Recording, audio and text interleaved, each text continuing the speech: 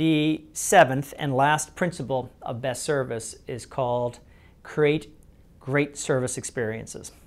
Now, this may sound like a bit of an oxymoron or a challenge to the core concept of the best service is no service, but we all recognize, David Jaffe, my co-author, and I both recognize that there's still going to be a need for service and support.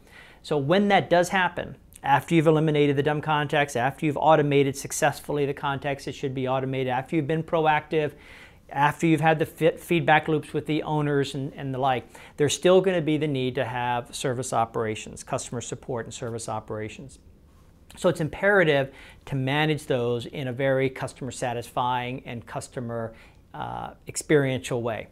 That means running the operations that listen to the customer, that take their time, that engage with the customer, that use various types of tools like CRM, customer relationship management, to really recognize that this is a returning customer, and this is a returning customer who has bought a lot from us.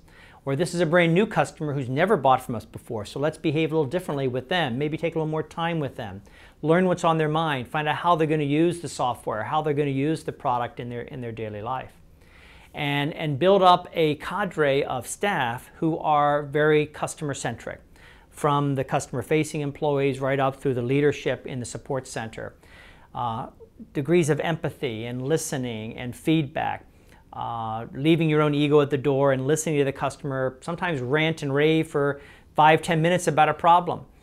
We use an example from a very successful online bank in England called Egg, which is now part of the Prudential Group. I think it eventually got bought by Citibank. And Egg had this great philosophy called the brown shoes philosophy. If your customer, they said to their employees, if your customer wants to talk about her brown shoes, let her talk about the brown shoes.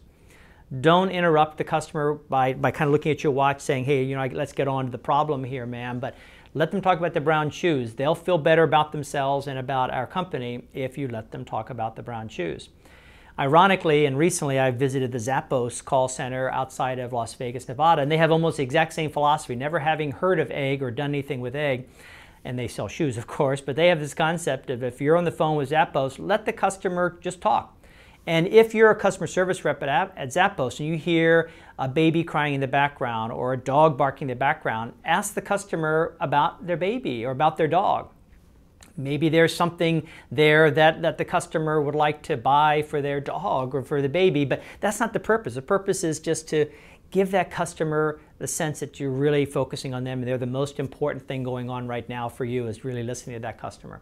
So creating great service experiences go a long way. We want to create what Tom Peters, an old colleague of mine back at McKinsey, calls the pursuit of wow. If you can get that customer to finish a phone call or get an email back or look at an SMS sent back to them and have them go, wow, that's not what I expected. That's really great. That goes above and beyond what I wanted. Then you've set not only a level of expectations, which are important to keep, but you've increased the level of satisfaction, loyalty for your customers. So the final of the 7 principles, create great service experiences, goes a long way towards building long-term relationships with your customers.